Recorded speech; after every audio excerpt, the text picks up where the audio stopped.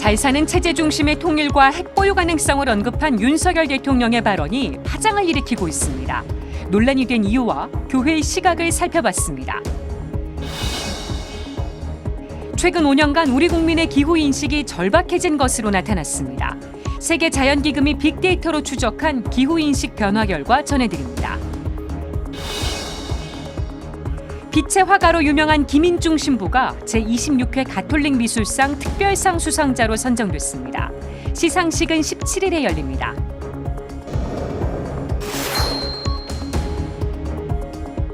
시청자 여러분 안녕하십니까? 2월 8일 수요일 CPBC 뉴스 시작하겠습니다. 잘 사는 체제 중심의 통일과 자체 핵보유 가능성을 언급한 윤석열 대통령의 발언이 대내외적으로 큰 파장을 불러일으켰습니다. 논란이 된 이유와 배경, 그리고 가톨릭 교회의 시각을 살펴보겠습니다. 윤재선 기자입니다. 윤석열 대통령이 잘 사는 체제 중심의 통일을 언급한 건 통일부로부터 새 업무 보고를 받은 자리에서입니다. 남쪽이 훨씬 잘 산다면은 남쪽의 체제와 시스템 중심으로 통일이 돼야 되는 게 상식 아니겠습니까? 흡수 통일론 논란이 제기되자 권영세 통일부 장관이 진화에 나섰습니다. 권 장관은 자유민주적 기본 질서에 입각한 평화통일 정책을 규정한 헌법 제4조에 따른 거라며 흡수 통일론 논란에 선을 그었습니다. 그러면서도 북한이 내부의 동요와 어려움으로 인해 언젠가는 손을 내밀게 될 거라는 기대를 숨기지 않았습니다. 이는 정부가 대화와 교류를 제한하면서도 대북 군사와 외교, 경제적 압박을 우선하는 정책을 취하고 있는 상황과 무관하지 않아 보입니다. 북한은 내부적으로 경계를 하면서 체제 단속과 함께 핵무력을 더욱더 강화시키는 그런 측면, 더 나아가서 이것이 한반도의 긴장을 더욱더 고조시킬 수 있다는 측면을 봤을 때 이러한 체제 경쟁, 체제 우월론에 의한 통일, 이것은 전혀 통일에 도움이 되지 않는다. 윤 대통령이 언급한 잘 사는 체제 중심의 통일은 정부의 공식 통일 방안인 민족공동체 통일 방안과도 상충됩니다. 1994년 발표된 민족공동체 통일 방안은 화해 협력과 남북연합, 통일국가 순으로 단계적 점진적 통일을 지향합니다. 여기엔 남북한 상호체제를 인정한다는 전제가 깔려 있습니다. 그런 점에서 윤 대통령의 발언은 바닥으로 떨어진 북한과의 신뢰를 더욱 추락시킬 뿐만 아니라 한반도 전체 이익과 번영을 위해서도 결코 바람직하지 않다는 지적이 나옵니다. 아직도 좀 경쟁적인 체제 안에 머무르고 있는 것이 아닌가. 그래서 대통령이 조금 더 진취적이고 그리고 좀 더 새로운 비전을 제시할 수 있을 때 과거의 어떤 시각에서 벗어날 수 있을 텐데 남북 현안을 바라보는 시각이 좀 너무 과거에 매몰되어 있는 게 아닌가라는 생각이 들고요. 윤 대통령은 국방부 새 업무 보고를 받은 자리에선 자체 핵보유 가능성을 언급하기도 했습니다. 대한민국에 무슨 전술핵 배치를 한다든지 우리 자신이 자체 핵을 보유할 수도 있습니다. 핵 보유는 우리나라가 가입한 NPT 핵확산 금지 조약 탈퇴를 의미합니다. 국제적 제재 조치는 물론 동북아 핵 군비 경쟁 확산을 초래할 수도 있습니다. 미국 백악관은 한반도 비핵화 원칙에는 변함이 없다고 사실상 반대 입장을 거듭 밝혔습니다. 한반도 정세가 위기 국면으로 빠져들수록 냉철한 이성과 객관적 판단으로 무엇이 실현 가능한 대안인가를 성찰하는 위기 관리의 리더십이 절실한 상황. 가톨릭 교회는 군비 경쟁, 특히 핵무기를 통한 균형으로는 평화를 얻을 수 없다고 단언합니다. 그리스도의 평화를 믿는 하느님의 또 섭리를 믿는 신앙인들부터 무기를 통한 평화라는 그런 현실주의를 좀 넘어설 수 있어야 한다, 이렇게 저는 생각을 합니다. CPBC 윤재선입니다.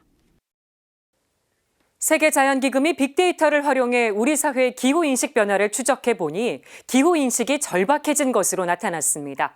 장현민 기자가 보도합니다. 에코웨이크닝은 자연 파괴에 대한 사람들의 경각심이 급증하는 현상을 의미합니다. 지난 2021년 5월 20일 국제생물다양성의 날을 앞두고 세계자연기금이 전 세계 시민들의 기후인식 연구 결과를 발표하면서 처음 사용한 용어입니다. 당시 보고서는 기후위기 속에서 전 세계 시민들의 기후인식이 높아졌음을 보여줬습니다. 그렇다면 한국 사회는 어떨까? 세계자연기금은 최근 한국 사회의 기후인식을 빅데이터를 통해 분석한 보고서를 공개했습니다. 세계자연기금은 이번 조사를 위해 2017년부터 지난해까지 5년간 환경 관련 키워드가 포함된 유튜브 댓글과 언론 기사 등을 분석했습니다. 분석 결과 한국에서도 환경 문제에 대한 위기감이 빠른 속도로 확산되고 있는 것으로 나타났습니다. 유튜브 댓글의 경우 환경 관련 키워드가 담긴 글이 2017년엔 100건도 되지 않았습니다. 하지만 그 다음에 2천여 건이 넘는 댓글이 달렸고 지난해엔 3분기까지 작성된 댓글만 5만 5천 건이 넘었습니다. 사람들이 가장 관심을 가진 주제는 기후위기였고 해양 쓰레기와 생물 다양성, 친환경 소비에 대한 관심도 높았습니다. 환경에 대한 언론의 관심도 꾸준히 늘어났습니다. 환경 관련 기사는 2017년 약 3만 5천 건이었고 미세먼지 문제에 대한 관심이 높아졌던 2019년엔 기사량이 2배 가까이 증가했습니다. 2021년에도 6만 건이 넘는 기사가 작성됐고 지난해에도 3분기까지만 분석했음에도 3만 건이 넘는 기사가 작성됐습니다. 이 기간에 미세먼지와 탄소 중립, 친환경 소비 등의 이슈가 크게 주목받았습니다. 환경 문제가 다양한 분야들과 유기적으로 연결된 문제란 인식도 높아졌습니다. 키워드 연결 분석에 따르면 2018년도엔 플라스틱이란 키워드와 관련해 미세 플라스틱, 쓰레기 등 1차원적으로 연결된 키워드들만 나타났습니다. 그러나 지난해 연구에서는 같은 키워드에 지구, 인간, 멸종 등 보다 근본적인 키워드들과 연결됐습니다. 세계자연기금은 이에 대해 사람들의 인식이 보다 넓어지고 근본적인 문제 해결에 관심이 있다는 것을 보여준다고 분석했습니다. 가장 고무적인 내용은 환경 문제 해결을 위한 실천 의지가 높아졌다는 점입니다. 특히 유튜브 댓글에서는 실천, 개인 등이 주요 연관 키워드로 나타났습니다. 이는 환경보전의 주체가 남이 아닌 나라는 인식을 드러낸 결과로 풀이됩니다. 세계자연기금은 이번 연구 결과론 왜 기후인식이 높아졌는지 알기 어렵다고 설명했습니다. 다만 2017년 이후 미세먼지와 기후재앙 등 기후환경 이슈들이 큰 주목을 받은 시점에 기후인식이 개선되기 시작했다는 점은 그 배경을 추측할 수 있는 힌트가 됩니다. 또 시민사회, 종교계를 중심으로 생태환경 보호에 노력한 것도 기후인식 개선에 영향을 준 것으로 추정됩니다. 세계자연기금은 이번 연구는 한국 사회의 에코웨이크닝 현상을 증명하고 있다며 앞으로 소비, 생활양식 등에서 환경이 더욱 중요한 요소로 자리 잡을 것이라고 전망했습니다. CPBC 장현민입니다. 정부가 지난해 장애예술인의 문화예술 활동을 지원하는 기획을 발표했는데요. 장애예술인들이 공공쿼터제 등 보완책 마련을 요구하고 있습니다. 보도에 김영규 기자입니다. 문화관광연구원의 2021 장애예술인 실태조사에 따르면 문화예술 창작활동 수입은 연 218만 원으로 전체 수입의 6.8%에 불과했습니다. 그런 만큼 창작지원금 갈증이 70.5%로 압도적으로 높았습니다. 이런 가운데 한국장애예술인협회가 최근 한국장애예술인 욕구 기반 기본계획 실천 방안 연구 결과를 발표했습니다. 장애예술인 16명을 집단 심층 면접한 결과 이들의 욕구가 생생히 드러났습니다. 특히 PPL, 즉 간접 광고에서 장애예술인 작품이나 공연을 사용하지 않는 데 대한 아쉬움이 컸습니다. 장애예술인 지원법 제10조는 장애예술인의 참여 확대 내용을 담고 있습니다. 국가와 지자체는 방송, 공연 등 문화예술 활동에 장애예술인의 참여를 확대시키기 위해 노력해야 한다는 것입니다. 하지만 현실은 푸대접이라는 게 장애예술인들의 지적입니다. 한국장애예술인협회 방기희 회장은 그동안 많은 장애예술인 작품을 보냈지만 단 한 번도 PPL 등으로 채택되지 않았다고 토로했습니다. 그나마 3월부터 장애예술인 창작물 우선 구매 제도가 실시되는 점은 다행입니다.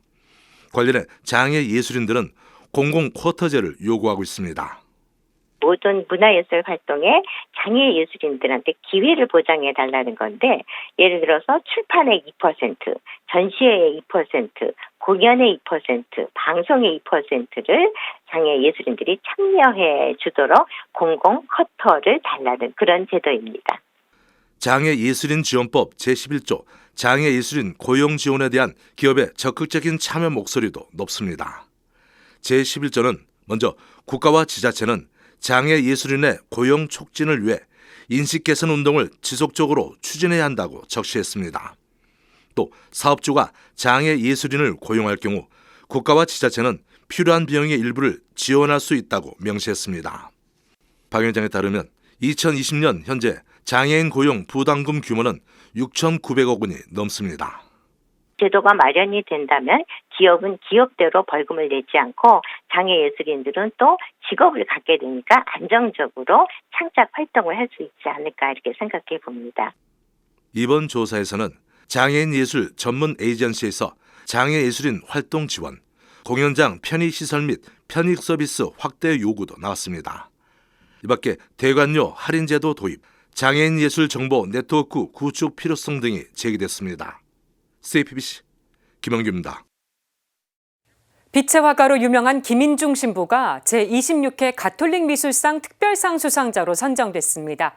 김혜진 작가는 추천 작품상을 받게 됐습니다. 김현정 기자가 보도합니다. 형형 색깔의 빛이 평화로운 리듬을 타는 듯합니다. 빛의 화가 김인중 신부의 스테인드 글라스 작품 무제입니다. 가슴에 십자가를 품고 오직 한 곳만 바라보는 구도자의 형상을 한 조각상. 우리나라 최초의 사제 김대건 신부입니다. 김대건 신부님이 좀 약간 조용한 분이셨을 것 같은 그냥 그런 느낌도 좀 들고요. 이 작품의 제목은 천주님께로 가는 길입니다. 앞서 선보인 작품들은 제26회 가톨릭 미술상 특별상과 추천 작품상 수상작인 김인중 신부와 김혜진 작가의 작품입니다. 한국천주교 주교회 문화예술위원회는 한국 가톨릭 성미술의 토착화와 활성화를 후원하고 교회 내적 문화사적 공헌을 기리고자 1995년 가톨릭 미술상을 제정했습니다. 현역 미술가들의 근래 작품 가운데 우수작을 선정해 시상하고 있습니다. 이번 공모전의 심사위원회는 김인중 신부의 작품을 추상적인 표현으로 독특하고 현대적이며 형상을 떠난 자유로움과 원초적인 아름다움에서 깊은 감동을 우리에게 선사한다고 평가했습니다. 또 김혜진 작가의 작품에 대해선 인간의 모습을 주제로 재료가 지닌 고유의 색과 특성을 현대적인 느낌으로 잘 표현했으며 성미술의 품격을 높이기 위한 노력과 열정을 높이 평가했다고 설명했습니다. 스테인드 글라스, 도자의 대가로 국내외에 널리 알려진 김인중 신부는 하느님의 영광과 우리들의 구원을 위해 도움이 되길 희망한다고 수상소감을 전했습니다.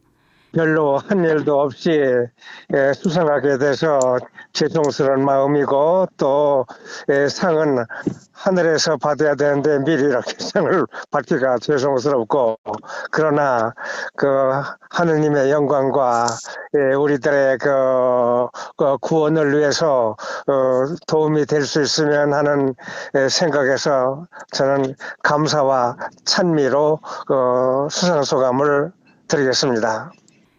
김혜진 작가는 앞으로 더 좋은 작품을 만들라는 의미에서 주는 상으로 여기겠다면서 작품 제작 배경에 대해서도 설명했습니다. 김대건 신부님 몸통을 만든 돌이 보령 오석인데요. 요즘에 우리 곁에 계신 같이 동시대를 사시는 신부님이셨다면 어땠을까 생각해보면서 그 오석을 이용해서 수단을 만들어 봤습니다.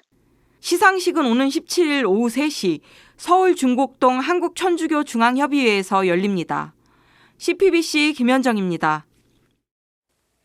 튀르키예와 시리아를 강타한 대지진으로 많은 인명과 재산 피해가 발생했습니다. 큰 충격과 슬픔에 빠진 튀르키예와 시리아에 위로의 마음을 전합니다. 희생자들의 안식을 기도하며 유가족에게 깊은 애도의 마음을 전합니다. 이상으로 뉴스를 마칩니다. 시청해주신 여러분 고맙습니다.